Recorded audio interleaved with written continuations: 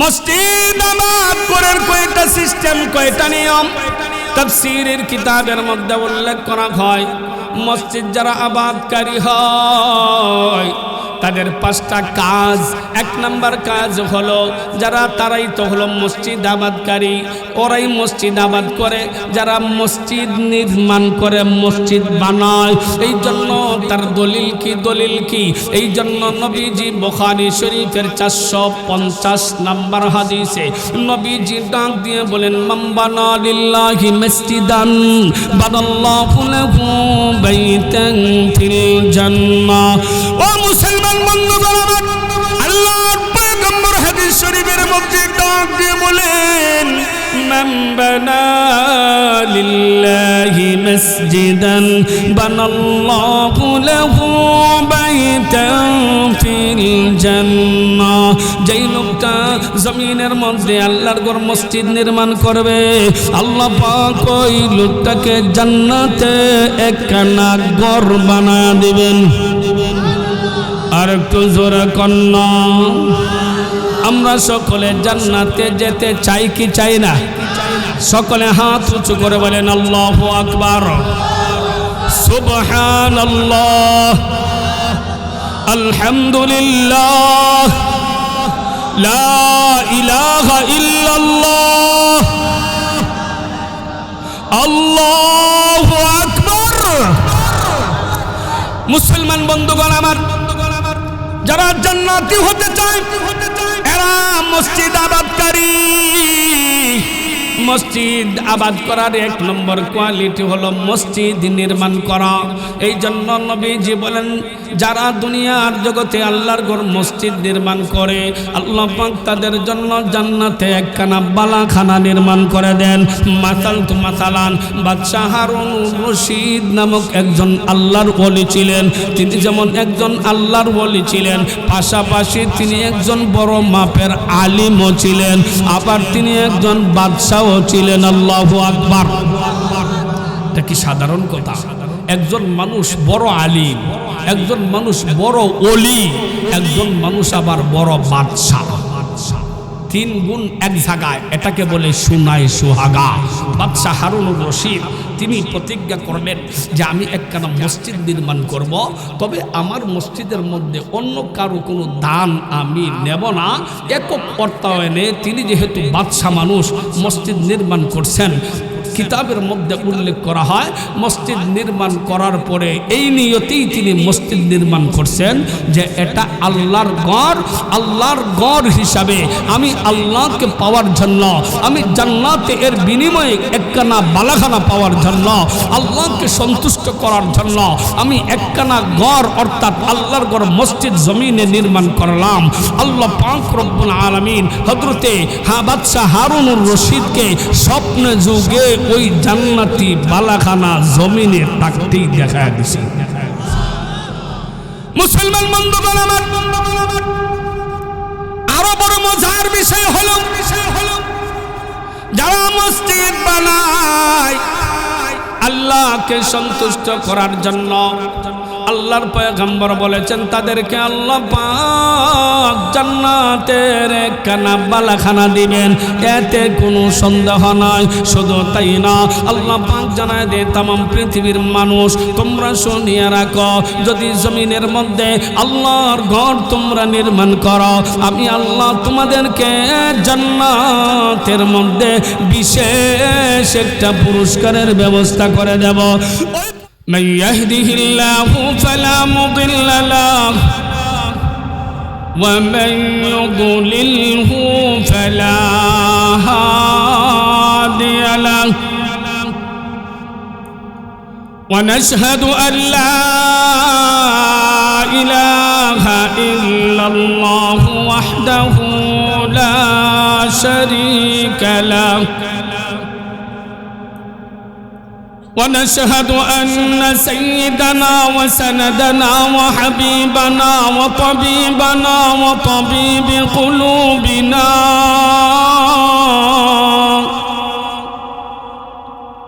وأولانا ومولانا محمدا عبده ورسوله أرسله الله تعالى بالحق بشيرا ونذيرا وداعيا إلى الله بإذنه وسراجا وقمرا منيرا أما بعد فقد قال الله تعالى وتبارك في كلامه المجيد وفي فرقانه الحميد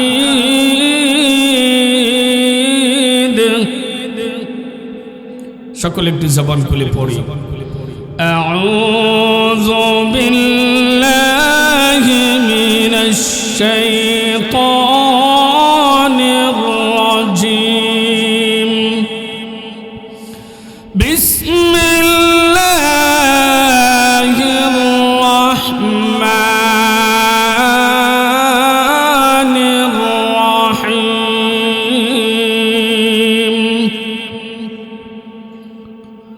إن أول بيت وضع للناس للذي ببكة مباركا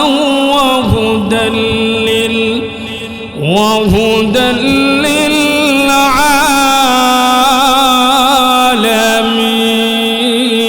للعالمين صدق الله مولانا العظيم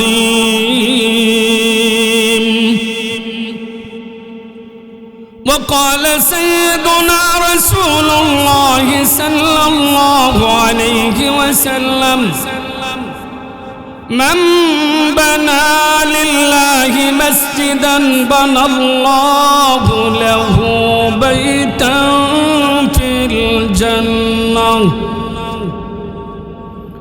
وصدق رسوله النبي الأمي الكريم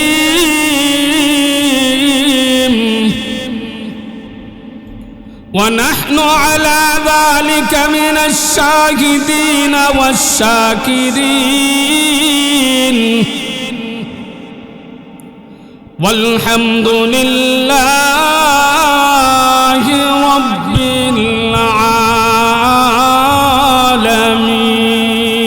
العالمين আমরা সকলে মহব্বতের সাথে নামাজের দরুদ পড়ব اللهم صل على محمد وعلى آل محمد كما صليت على إبراهيم وعلى آل إبراهيم إنك حميد مجيد اللهم بارك على محمد وعلى آل محمد كما باركت على إبراهيم وعلى آل إبراهيم إنك حميد مجيد محمد نے آकर کفر کا مٹایا کفر کا مٹا کر صداقت کا بتایا لا الہ الا اللہ মহান রব্বে কারীমের দরবারে সর্বপ্রথম শুকর গুজার হচ্ছে যিনি অত্যন্ত মেহেরবানি করে ভালোবেসে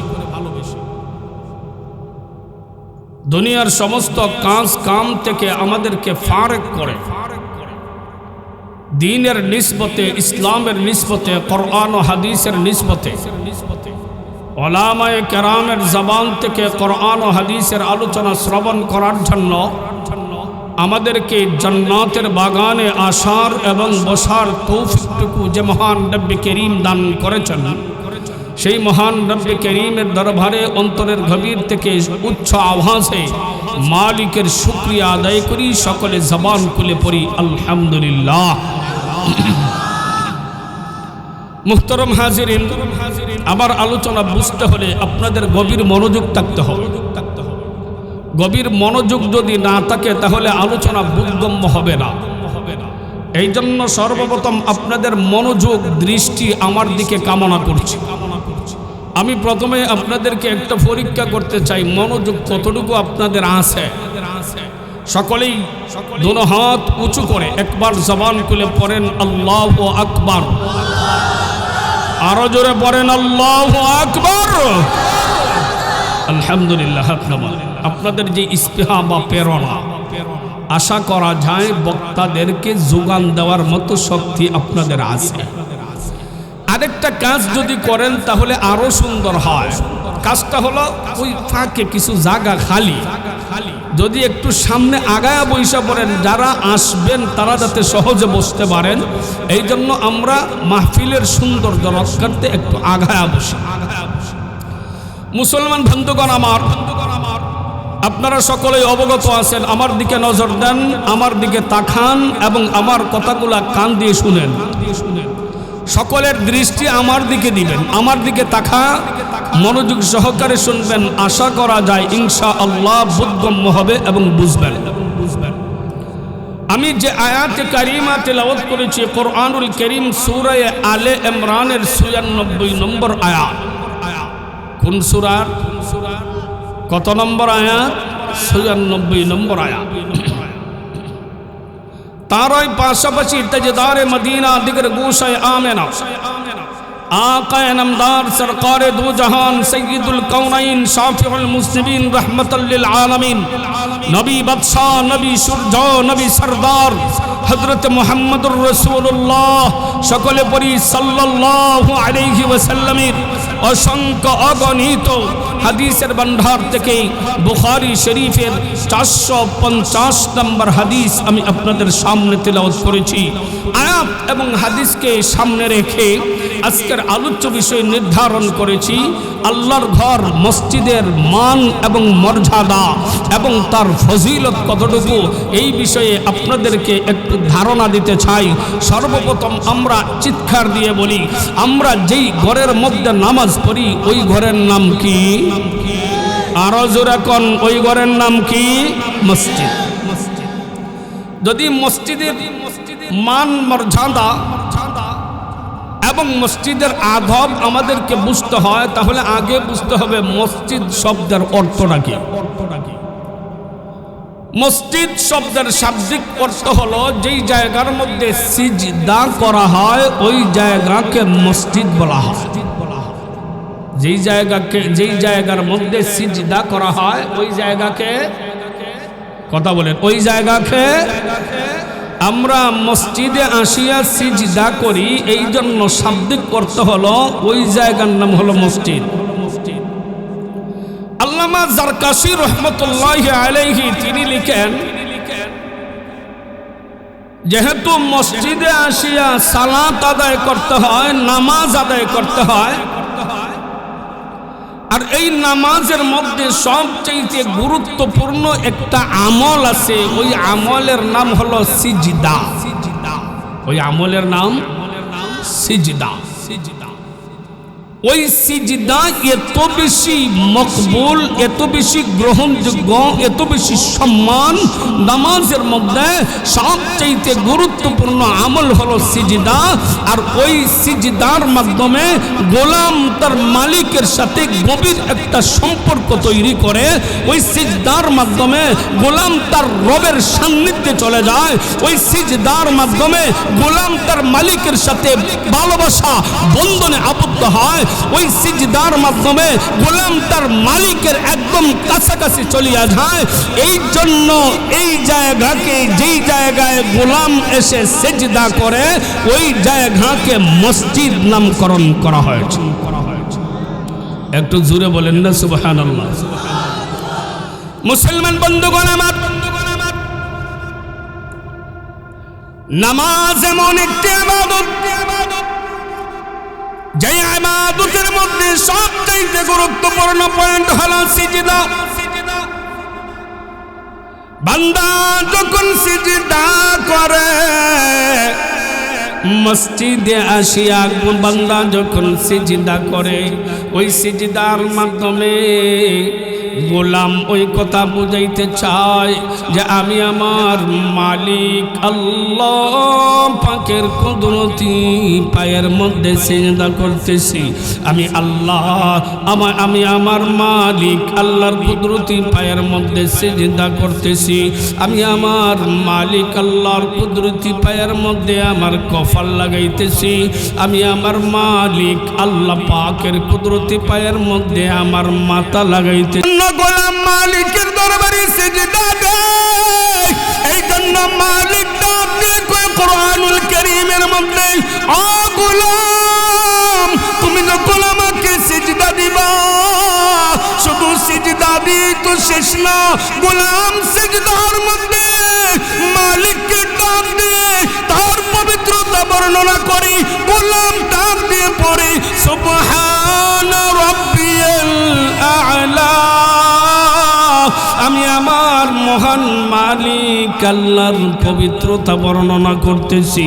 গোলাম যখন সুবহানা রাব্বিয়াল আ'লা বলিয়া মালিককে ডাক দেয়, মালিক এমনিতে ডাক দেয়, কয় গোলাম আমি মালিকের পবিত্রতা তুমি বর্ণনা করতেছ। আমি হলাম সমস্ত পবিত্রতার ঊর্ধ্বে, আমার চাইতে পবিত্র আর কেউ হতে পারে না।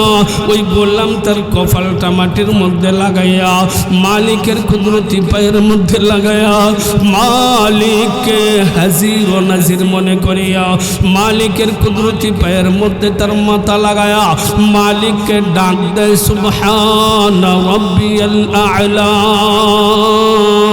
গোলাম মালিককে ডাক দিয়ে কয় মালিক আমি তোমার গোলাম, আমি তোমার মহান মালিক, তুমি তোমার পবিত্রতা আমি আল্লাহ বর্ণনা করতেছি। এমনিতেই মালিক ডাক দিয়ে কয় ওরে গোলাম আমি মালিকের কুদরতি পায়ের মধ্যে তোমার কফল লাগায়া তোমার মাথা টেকায়া আমি মালিকের পবিত্রতা তুমি বর্ণনা করতেছ।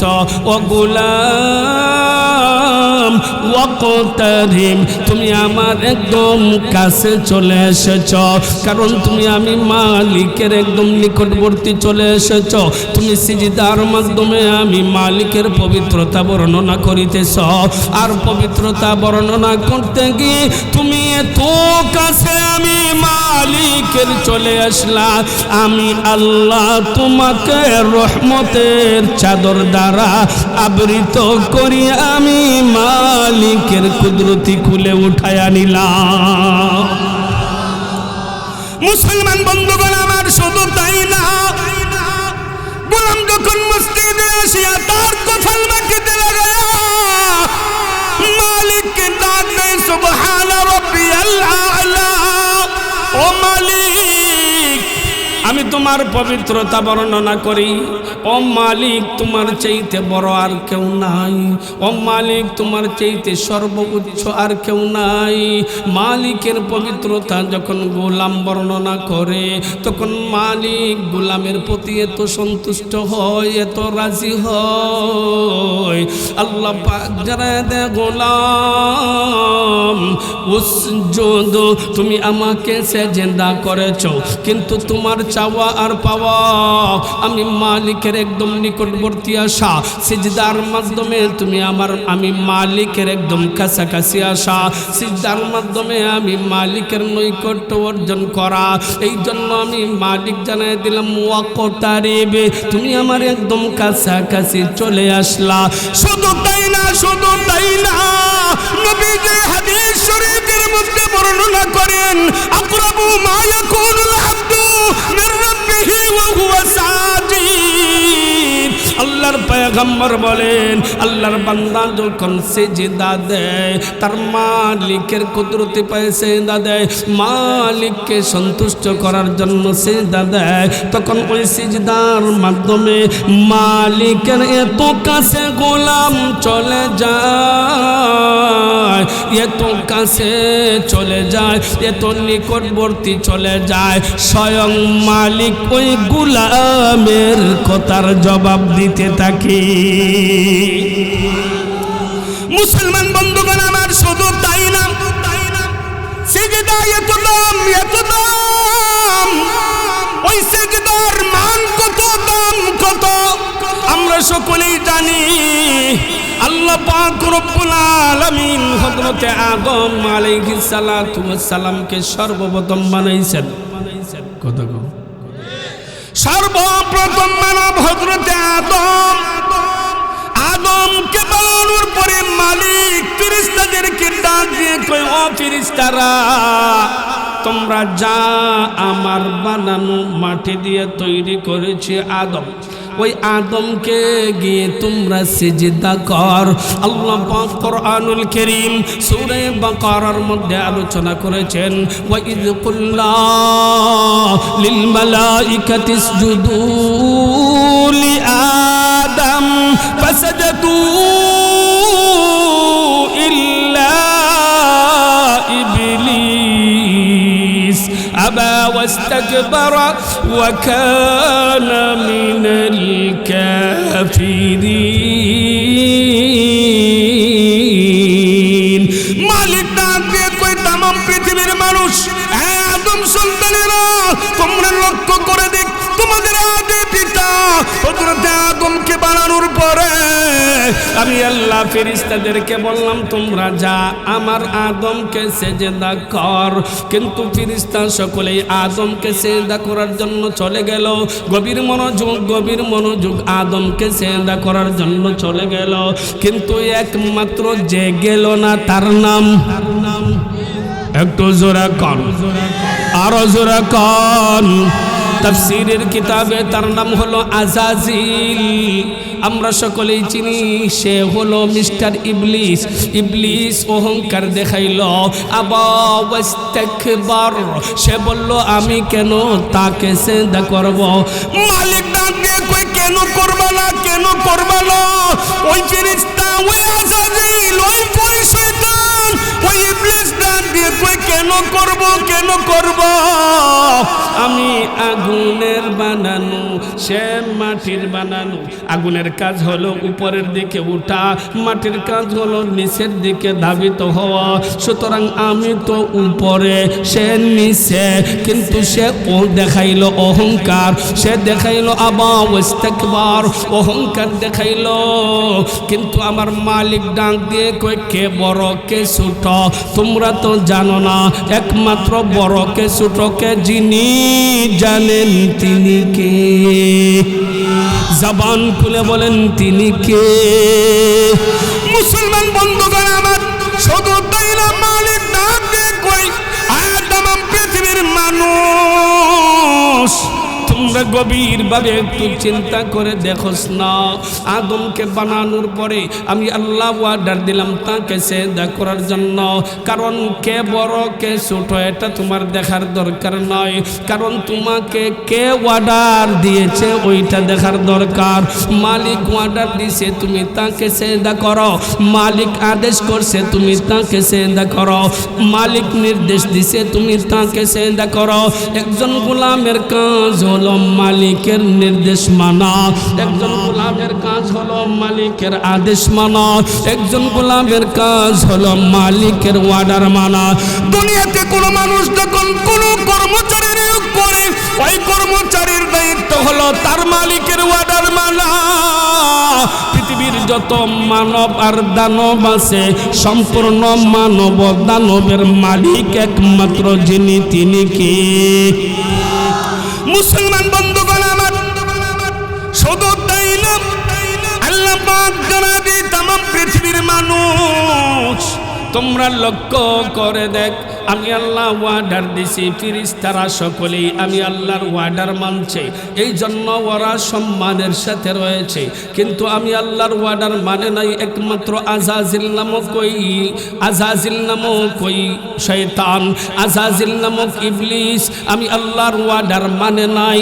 একটা মাত্র অর্ডার দিয়েছিলাম, উসজুদ, তুমি সিজদা করো, কিন্তু সে আমি আল্লাহর অর্ডার মানে নাই। আমি আল্লাহ সারা জীবনের জন্য তাকে অভিসম্পাত করে দিয়েছি। এই জন্য ওই আজাজিল, ওই ফেরেশতা, ওই শয়তান, ওই ইবলিস দিয়ে কয়, ওগো মালিক আল্লাহ, আমি আদমের জন্য তোমার কাছ থেকে অভিশপ্ত হয়েছি। তবে শুনিয়ে রাখো, আদমকে এবং তার বংশ যারা দুনিয়াতে আগমন করবে কিয়ামত পর্যন্ত আমি তাদেরকে ধোঁকা দিয়া আমি আল্লাহর অভিসম্পাত গ্রস্ত বান্দা বানা, আমি যেমন অভিশপ্ত হয়েছি আদম সন্তানদেরকেও আমি অভিশপ্ত বানাবো। এটা আমি ওয়ার্ডার নিলাম, এটা আমি অধিকার নিলাম, এটা আমি শক্তি নিলাম। এই জন্য আমি তাদের ভিতরে রোগ রেশার ভিতরে ঢুকবো, তাদেরকে প্ররোচনা দেব, তাদেরকে মসজিদ থেকে দূরে রাখবো, তাদেরকে সিজদা থেকে দূরে রাখবো। এমনিতেই মালিক ডাকতে কই, ওরে ফেরেশতা, সকল ফেরেশতারা আমি মালিকের অর্ডার মানলো। তুমি ফেরেশতা হওয়ার পরে আমি মালিকের অর্ডার না মানার কারণে তুমি হয়ে গেলে অভিশপ্ত মিস্টার ইবলিস। তুমি শুনিয়ে রাখো, আমার বান্দাদেরকে তুমি যত শত ভাগ ধোঁকা দিবে, আমার বান্দারা যদি আমি আল্লাহর কাছে তাদের দিল খুলে যদি একবার তওবা করে নেয়, আমি আল্লাহ তাদের জীবনের সমস্ত গুনাহগুলোকে মাফ করে দেব।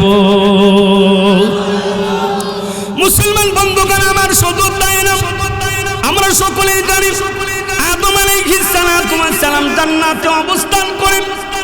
আদম আলাইহিস সালাম জান্নাতে অবস্থান করার পরে আল্লাহ পাক হযরতে হাওয়া আলাইহিস সালামকে বানাইছেন। জান্নাতের মধ্যে মাত্র দুইজন, আদম এবং হাওয়া। জান্নাতের মধ্যে কোনো কিছুর অভাব নাই। এমনিতেই ওই মিস্টার ইবলিস আজাজিল আদমকে গিয়ে প্ররোচনা দেয়, কিন্তু আদম আলাইহিস সালামকে তার প্ররোচনায় ফেলতে পারে না। এমনিতেই হযরতে হাওয়া আলাইহিস সালামকে প্ররোচনায় দিয়া এক পর্যায়ে আদম হাওয়াকে শয়তানি প্ররোচনার মধ্যে ফেলে দিয়া নিষিদ্ধ গন্ধম খাওয়ায়া জান্নাত থেকে বাহির করিয়া দিল। শুধু তাই না, শুধু তাই না, জান্নাত থেকে বাহির করে দেওয়ার কারণে আল্লাহ পাক হযরতে আদমকে দামেস্কে শ্রীলঙ্কায় প্রেরণ করলেন, আর হযরতে হাওয়াকে জিদ্দার মধ্যে প্রেরণ করলেন। হযরতে আদম আলাইহিস সালাম অদৃশ্য অবস্থায় চলতে থাকেন, কারণ তারা ছিলেন জান্নাতে, এখন চলে আসছেন জমিনে। আল্লাহর কাছে হযরতে আদম আলাইহিস সালাম দোয়া করতে থাকেন। আল্লামা নাসিরউদ্দিন বাইজাবি রাহমাতুল্লাহি আলাইহি তাফসীরে বাইজাবির মধ্যে তিনটা দোয়ার কথা উল্লেখ করেছেন। আল্লাহর পয়গম্বর হযরতে আদম আলাইহিস সালাম মালিককে ডাক দিয়ে কয়, রব্বানা ظلمنا أنفسنا وإن لم تغفر لنا وترحمنا لنكونن من الخاسرين। আদম আলাইহিস সালাম মালিককে ডাক দিয়ে কয়, রব্বানা যালামনা আনফুসানা, ও মালিক আল্লাহ, আমি আমার নফসের উপর জুলুম করেছি, আমি আমার নফসের উপর গোলামি করেছি, আমি আমার নফসের উপর অন্যায় করেছি। ওয়া তারহামনা, ও মালিক আমার উপর রহম করো। ওয়া তারহামনা, ও মালিক আমার উপর দয়া করো। লানাকুনান্না মিনাল খাসিরিন, মালিক আমাকে ক্ষতিগ্রস্তদের অন্তর্ভুক্ত বানায় না। তাফসীর বাইজাবির মধ্যে আল্লামা নাসিরউদ্দিন বাইজাবি রাহমাতুল্লাহি আলাইহি লিখেন, হযরত আদম আলাইহিস সালাম আল্লাহর কাছে দোয়া করলেন। আল্লাহ পাক হযরত আদমের দোয়াকে কবুল করে জানায় দিলেন, ও আদম, শয়তানের প্ররোচনা দিয়া তোমাকে জান্নাত থেকে বাহির করে দিয়েছে।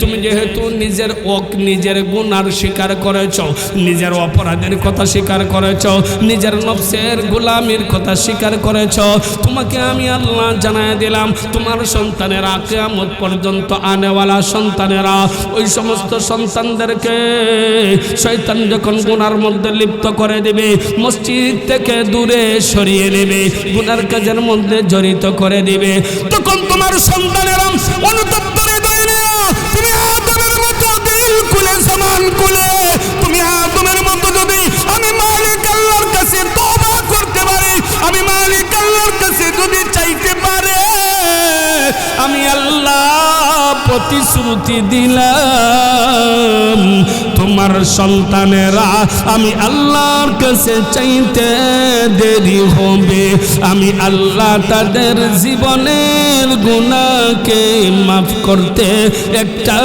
মুহূর্ত দেরি করব না। এই জন্য সকলে আমার সাথে বলেন রব্বানা যালামনা আনফুসানা ওয়া ইল্লাম তাগফির লানা ওয়া তারহামনা লানাকুনান্না মিনাল খাসিরিন। মুসলমান বন্ধুগণ আমার, শুধু তাই না, হযরত আদম আলাইহিস সালাতু ওয়াস সালামের দোয়া আল্লাহর দরবারে কবুল হয়ে গেল। আদম এক জায়গায়, হাওয়া আরেক জায়গায়, উভয়জন অদৃশ্য অবস্থায় চলতে চলতে আরাফার ময়দানে আসিয়া স্বামী স্ত্রীর মুলাকাত। আল্লাহু আকবার। দীর্ঘ বিচ্ছেদের পরে প্রথম মুলাকাত, কেমন আনন্দ, কেমন আনন্দ। দীর্ঘ বিচ্ছেদ, একজন এক দেশে আরেকজন আরেক দেশে, হাঁটতে হাঁটতে হাঁটতে হাঁটতে আসিয়া আরাফার ময়দানে। আরাফা শব্দের অর্থ হলো পরিচিতি। হযরত আদম এবং হাওয়ার সাথে মুলাকাত হয়ে যায়। মুলাকাত হওয়ার পরে আল্লাহ পাক হযরত আদমকে জানায় দিলেন, ও আদম, তোমাকে আমি আল্লাহ একটা ডিউটি দিতেছি। আদম জিজ্ঞেস করে, মালিক কি ডিউটি? এমনিতে মালিক ডাক দিয়ে কয়, তুমি আমার ঘর নির্মাণ করো। আল্লাহু আকবার। হযরত আদম ডাক দিয়ে কয়, মালিক আমার, আপনার ঘর আমি নির্মাণ করব, আমি একা একজন আদম। আল্লাহ পাক বলেন, আদম তোমার কাজ হলো মানা, আমি অর্ডার দিছি, তোমার কাজ হলো মানা। হবে কেমনে, না হবে কেমনে, যিনি জানেন জবান খুলে বলেন তিনি কে? আরো জোরে বলেন তিনি কে? হযরত আদম আলাইহিস সালাতু ওয়াস সালাম, লম্বা কথা, হযরত আদম আলাইহিস সালাতু ওয়াস সালাম ঘর নির্মাণ করার জন্য প্রস্তুত হয়ে গেলেন। আল্লাহ পাক জায়গা নির্ধারণ করে দিলেন, সহযোগী হেল্পার হিসেবে ফেরেশতাদেরকে দিলেন। সর্বপ্রথম ঘর হলো বাইতুল্লাহ, আর সর্বপ্রথম বানানেওয়ালা হইলেন হযরত আদম। মুসলমান বন্ধুগণ আমার, এই জন্য আল্লাহ পাক কুরআনুল কারীম সূরা আলে ইমরান ৯৬ নম্বর আয়াতের মধ্যে মালিক ডাক দিয়ে কয়, ইন্না আউওয়ালা বাইতিন উযিআ লিন-নাস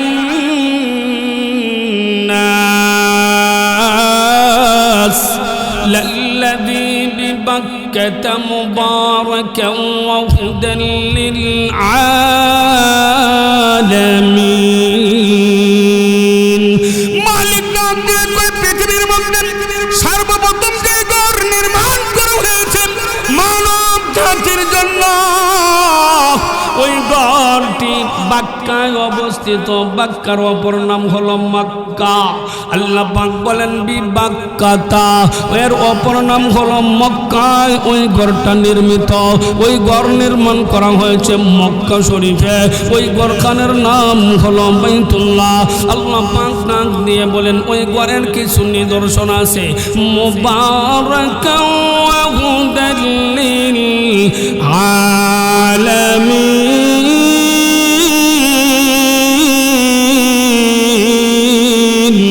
মালিক ডাক দিয়ে কয়, ও तमाम পৃথিবীর মানুষেরা, সর্বপ্রথম মানব আদম, আর সর্বপ্রথম ঘর হলো বাইতুল্লাহ, আর ওই ঘর আমি আল্লাহ तमाम আলমের জন্য আমি আল্লাহ বরকত হেদায়েত নিয়োজিত করে রেখেছি। সুবহানাল্লাহ। বুঝা গেল বাইতুল্লাহ এমন একটা ঘর যেই ঘরের মধ্যে পরিপূর্ণ বরকত আর হেদায়েত যিনি রাখছেন তিনি কে? আল্লাহ।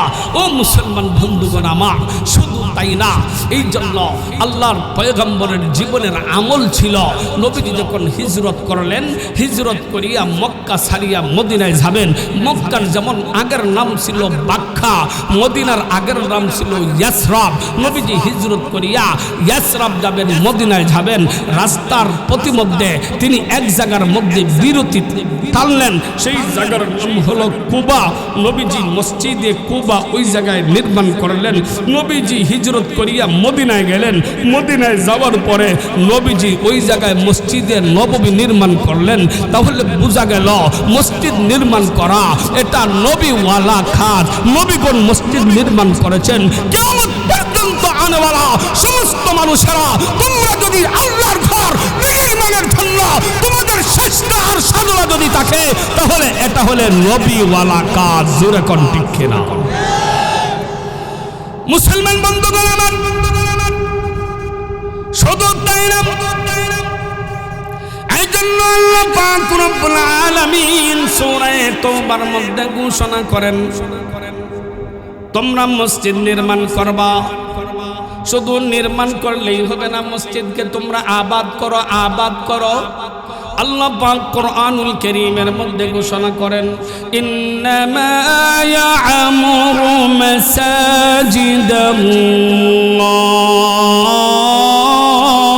মাসাজিদাল্লাহ মান আমানা বিল্লাহি ওয়াল ইয়াউমিল আখির وأقام الصلاة وآتى الزكاة ولم يخش إلا الله فعسى أولئك أن يكونوا من المهتدين.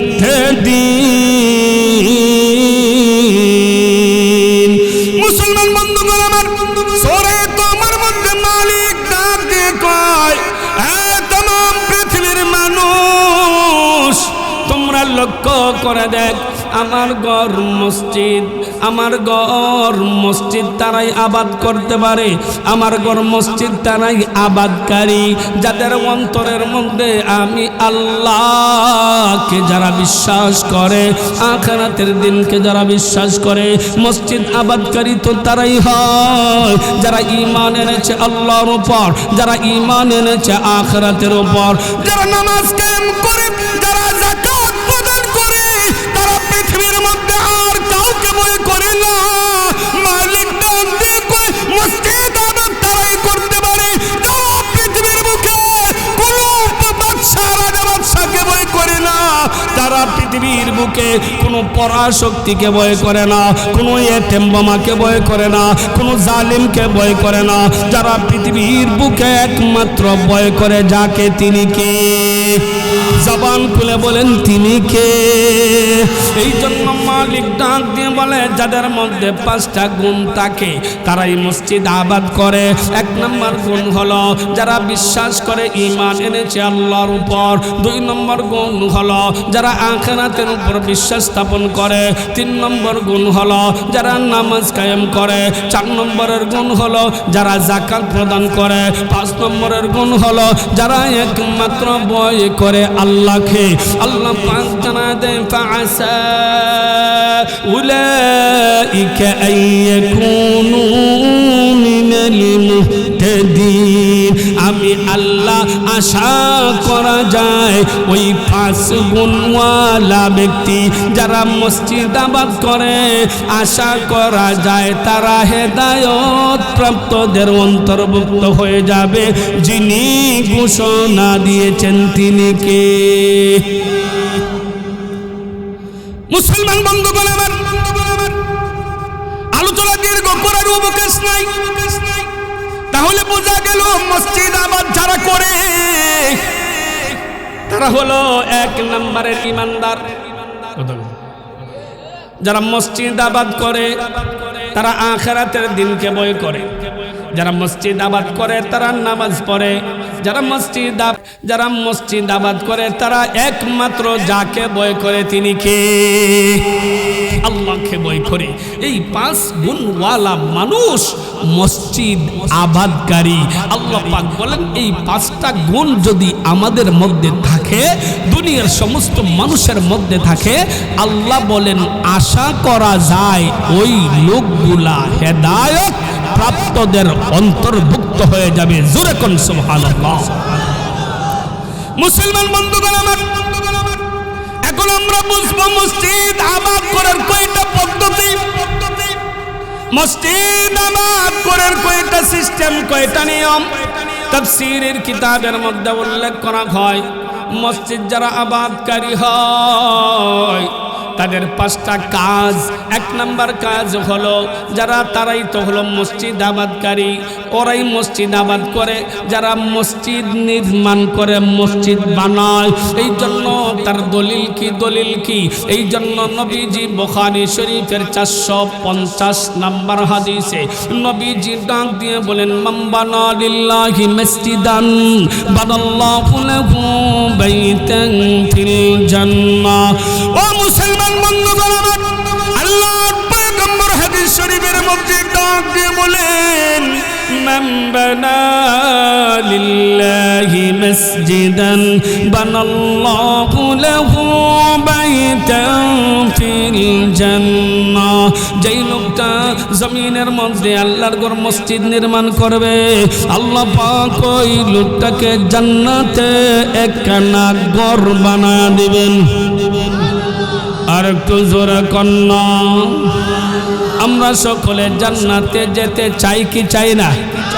সকলে হাত উঁচু করে বলেন আল্লাহু আকবার, সুবহানাল্লাহ, আলহামদুলিল্লাহ, লা ইলাহা ইল্লাল্লাহ, আল্লাহু আকবার। মুসলমান বন্ধুগণ আমার, যারা জান্নাতি হতে চায় এরা মসজিদ আবাদকারী। মসজিদ আবাদ করার 1 নম্বর কোয়ালিটি হলো মসজিদ নির্মাণ করা। এই জন্য নবীজি বলেন যারা দুনিয়ার জগতে আল্লাহর ঘর মসজিদ নির্মাণ করে, আল্লাহ পাক তাদের জন্য জান্নাতে একখানা বালাখানা নির্মাণ করে দেন। মাসালান বাদশাহ হারুন রশিদ নামক একজন আল্লাহর ওলি ছিলেন। তিনি যেমন একজন আল্লাহর ওলি ছিলেন, পাশাপাশি তিনি একজন বড় মাপের আলিমও ছিলেন, আবার তিনি একজন বাদশাহ ছিলেন। আল্লাহু আকবার। এটা কি সাধারণ কথা? একজন মানুষ বড় আলিম, একজন মানুষ বড় ওলি, একজন মানুষ আবার বড় বাদশাহ। 3 গুণ এক জায়গায়, এটাকে বলে সুনায় সুহাগা। বাদশাহ হারুনুর রশিদ তিনি প্রতিজ্ঞা করলেন যে আমি একখানা মসজিদ নির্মাণ করব, তবে আমার মসজিদের মধ্যে অন্য কারো কোনো দান আমি নেব না।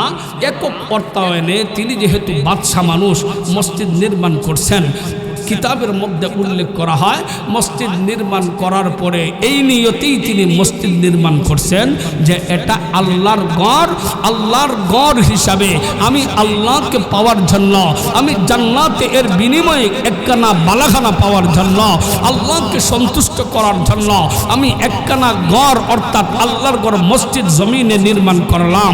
আল্লাহ পাক রব্বুল আলামিন হযরতে বাদশাহ হারুনুর রশিদকে স্বপ্নে যুগে ওই জান্নাতি বালাখানা জমিনে থাকতেই দেখা দিছে।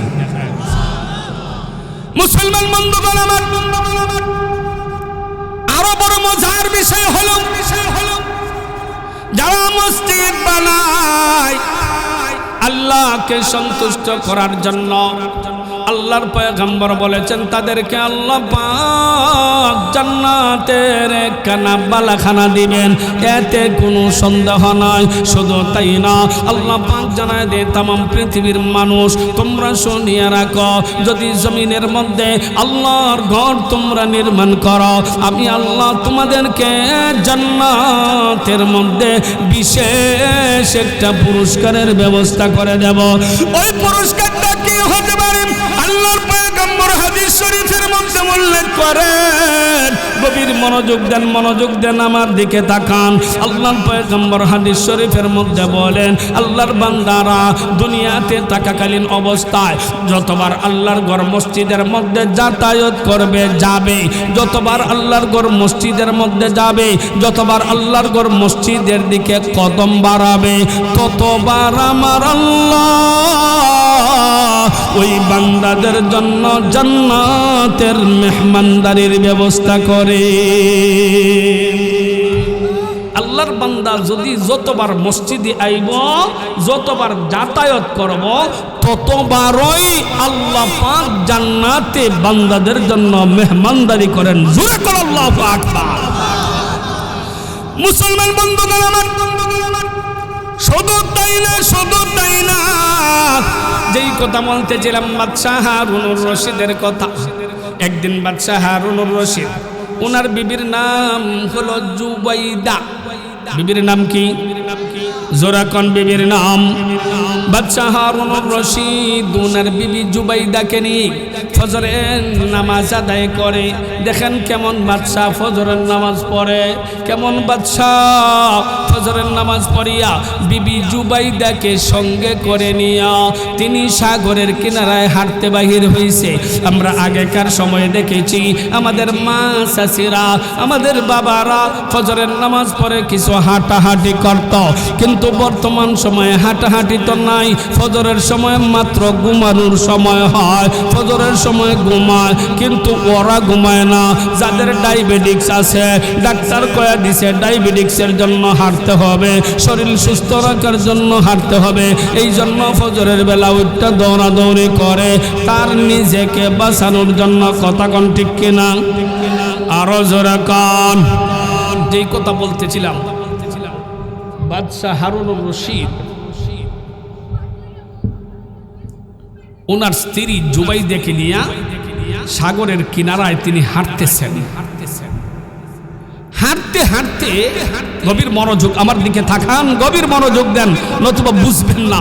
একটু গভীর মনোযোগ দিয়ে শোনেন। হাঁটতে হাঁটতে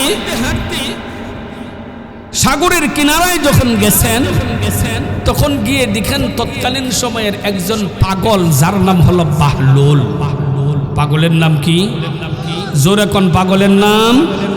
বাহলুল। বাহলুল এমন পাগল, দুনিয়ার কোনো পাগল না, এই পাগল ছিল আল্লাহর পাগল। জোরে কোন সুবহানাল্লাহ। বাদশাহ হারুনুর রশিদ ওনার ওয়াইফ জুবাইদাকে নিয়ে সাগরের কিনারায় হাঁটে। হঠাৎ করে দেখে ওই বাহলুল পাগল সাগরের ধুলাবালি দিয়া কি যেন একটা বানা। আমাদের সমাজে দেখবেন ছোট ছোট বাচ্চারা খেলাধুলা করতে করতে মাটি দিয়ে পুতুল বানায়, ডেক বানায়, ডেস্ক বানায়। বানায়নি না? বানায় না? বানায়। ওই বাহলুল দোলাবালি দিয়ে কি বানায়? গড়ের মতো একটা জিনিস বানায়। বাচ্চা হারুনুর রশিদ বাহলুল পাগলটারে খুব ভালো করে চিনে। এটা যে দুনিয়ার পাগল না, এটা যে আল্লাহর পাগল। জুবাইদা এমনি জিজ্ঞেস করে, বাদশা মহারাজ, ওই লোকটা ওই জায়গায় করে নাকি? বাদশা হারুনুর রশিদ ডাক দিয়ে কয়, তারে না জিগাইলে বুঝন যাইব সে কি তা করে। এমনিতেই বাদশা হারুনুর রশিদ ডাক দিয়ে কয়, এ বাহলুল, তুমি এই সাগরের কিনারায় ধুলাবালি দিয়া কি করছ? বাহলুল ডাক দিয়া কয়, ও বাদশা হারুনুর রশিদ, আমি এই সাগরের ধুলাবালু দিয়া আমি আল্লাহর জান্নাত বানাইতেছি। এমনিতেই বাদশার স্ত্রী জুবাইদা জিগা, এই জান্নাত বানায়া কি করবা? বিক্রি করবানি? বাহলুল পাগলে কয় হ্যাঁ বিক্রি করবো, যার মন চায় কিনবো, যার মন চায় কিনতো না, তবে বিক্রি করবো। একটু গভীর মনোযোগ দেন। এমনিতেই জুবাইদা বাদশা হারুনুর রশিদ ডাক দিয়া কয় তোমার এই জান্নাত কয় টাকা দিয়া বিক্রি করবা? বাহলুল কয় বেশি না, 1 আনা দিলেই চলবো।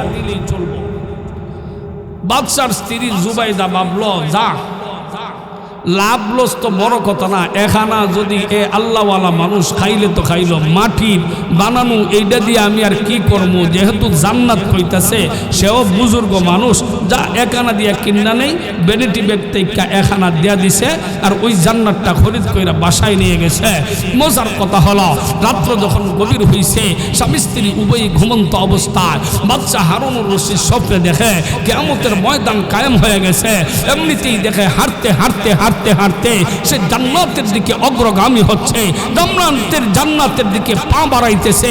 হঠাৎ কইরা তাকায় দেখে জান্নাতের এমন একটা বিশাল বালাখানা, যেটা ইয়াকুত আর মণি মুক্তা দিয়ে খচিত। ওই বালাখানার উপরে মালিকের নাম লেখা আছে, যে ওই বালাখানার মালিক হলো জুবাইদা। এমনিতেই বাদশা হারুনুর রশিদের অন্তরের মধ্যে কৌতূহল জাগলো, আরে আমার স্ত্রী জুবাইদার নামে দেখা যায় জান্নাতের মধ্যে একটা বালাখানা আছে, একটা ঘর আছে, এখন কি করা যায়?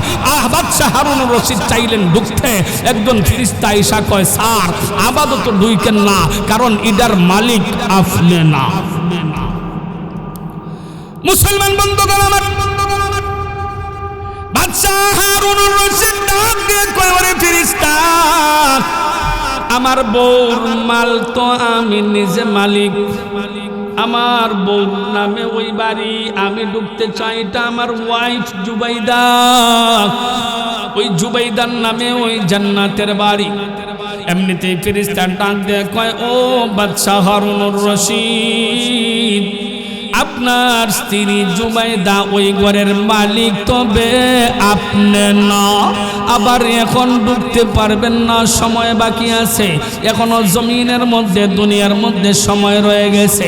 যেমনে কথা কইছে বাদশা হারুনুর রশিদের ঘুম ভেঙে গেছে, ঘরের দিকে তাকায় দেখে সময় তো সুবহে সাদিকের সময় হয়ে যাচ্ছে। এমনিতে বাদশা হারুনুর রশিদ সময় অতিবাহিত করে। মসজিদের মুয়াজ্জিন যখন আযান দিছে ফজরের আযান, হযরতে বাদশা হারুনুর রশিদ ফজরের নামাজ পড়ে, আর মনে মনে চিন্তা করে কি দেখলাম, আমি জান্নাতের মালিক হইলাম না, আমার বিবি জুবাইদা জান্নাতের মধ্যে তার নামে বালাখানা আছে, কেমন আমল করছে, কি আমল করছে, কিন্তু বিবি জুবাইদাকে বাদশা বলে না যে ও জুবাইদা জান্নাতে তোমার বাড়ি দেখছি। মনে মনে ভাবে যদি বলে দেই তাহলে তো জুবাইদা আমার থেকে বেড়ে যাবে, সে জান্নাতে তার বালাখানা আছে, ওই কথা বলার দরকার নাই। এমনিতেই বাদশা হারুনুর রশিদ চিন্তার মধ্যে পড়ে গেল, কি এমন আমল করলো আমার স্ত্রী, যার কারণে সে জান্নাতের মধ্যে একটা বালাখানার মালিক হয়ে গেল। হঠাৎ কইরা বাদশা হারুনুর রশিদের মাথার মধ্যে ঢুকলো, হারে গতকাল ফজরের নামাজের পরে যে ওই বাহলুল নামক পাগলটা যে জান্নাত বিক্রি করছে, সম্ভবত ওই জান্নাতের বিনিময়ে আমার আল্লাহ আসল জান্নাতের মালিক আমার স্ত্রী জুবাইদাকে বানায়া দিয়েছে। এখন বাদশা হারুনুর রশিদ চিন্তা করে, আমার বিবি জুবাইদা যদি আসল জান্নাতের মালিক হয়ে যায়, কিন্তু এখন তো আমারও জান্নাতের মালিক হওয়ার লাগবে, কারণ আগেকার যুগের মানুষের অভ্যাস আছে তুমি নেকামল একটা করবা, আমি তোমার দেখা দেখি আরো বেশি করব, আর বর্তমান সময়ে আমাদের প্রতিযোগিতা, তুমি একটা গুনার কাজ করবা, আমি এর চাইতে ডবল করব, তুমি একটা শয়তানি কাজ করবা, আমি এর চাইতে বেশি করব। সমাজের মধ্যে কে কার চাইতে বেশি দুষ্টামি আর শয়তানি করতে পারে, শয়তানির প্রতিযোগিতা চলে, নেকামলের প্রতিযোগিতা চলে না। জবান খুলে বলেন ঠিক না? বাদশা হারুনুর রশিদ চিন্তা করছে, আজকে ফজরের নামাজ পড়া বিবির আর নিতাম না, গতকাল তো বিবির নিয়ে গেছিলাম সাগরের কিনারা, আজকে গিয়ে দেখবো বাহলুল রে ফাই কি ফাই না, কারণ বাহলুল তো আল্লাহর পাগল, দুনিয়ার পাগল না। এমনিতে বাদশাহ হারুনুর রশিদ তসবির টিপতে টিপতে টিপতে টিপতে গেছে সাগরের কিনারায়, গিয়ে দেখে বাদশাহ হারুনুর রশিদ এমনিতে তাকায় দেখে আবার বাহলুল ওই জায়গার মধ্যে বৈশা মাটি দিয়া আগের মতোই ওই ঘর বানাইতেছে। এমনিতে বাদশাহ হারুনুর রশিদ জিগায়, এ বাহলুল কি বানাইতেছ? এমনিতে বাহলুল কত বড় মজার কথা কয়, ডাক দিয়া কয়, ও আচ্ছা তুমি জানো না কি বানাইতেছি?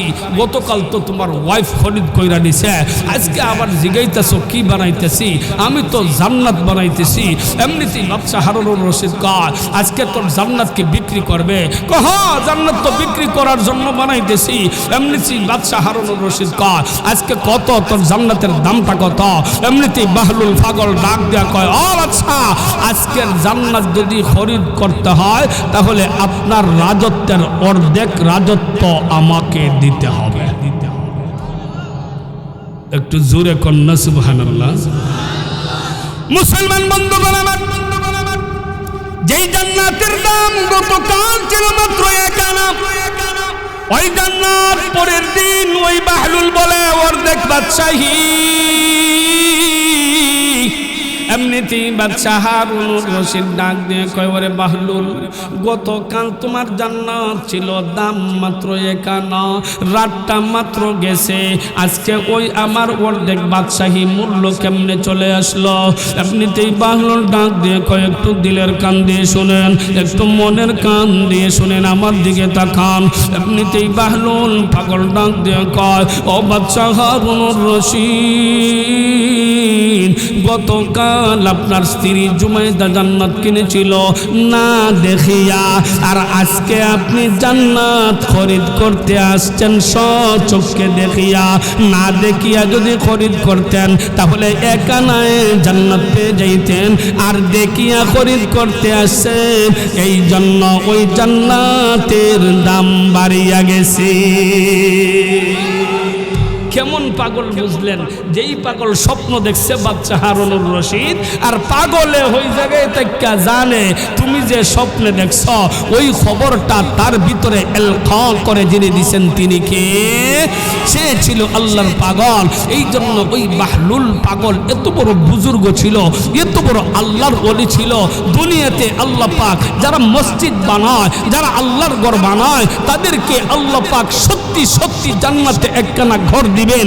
এই ওয়াদার যেমন আল্লাহ পাক প্রতিশ্রুতি দিয়েছেন, ঠিক তেমনি ভাবে নবীজি হাদিস শরীফের মধ্যে বলে গেছেন যে আমি অবশ্যই আমার আল্লাহ যারা মসজিদ নির্মাণ করবে, মসজিদের সাহায্য সহযোগিতা করবে, মসজিদের মধ্যে সর্বোপরি তাদের সহযোগিতা থাকবে, তাদেরকে আল্লাহ পাক জান্নাতে একখানা ঘর বানায় দিবেন। জোরে কোন সুবহানাল্লাহ।